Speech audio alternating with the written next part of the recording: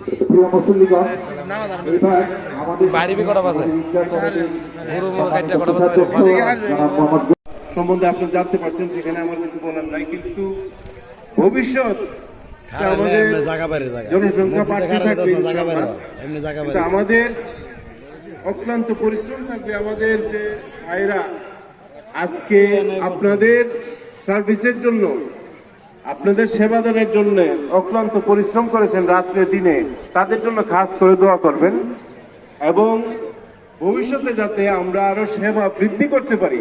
আপনাদের আমি জানি অর্থনৈতিক উন্নতির সাথে সাথে সবাই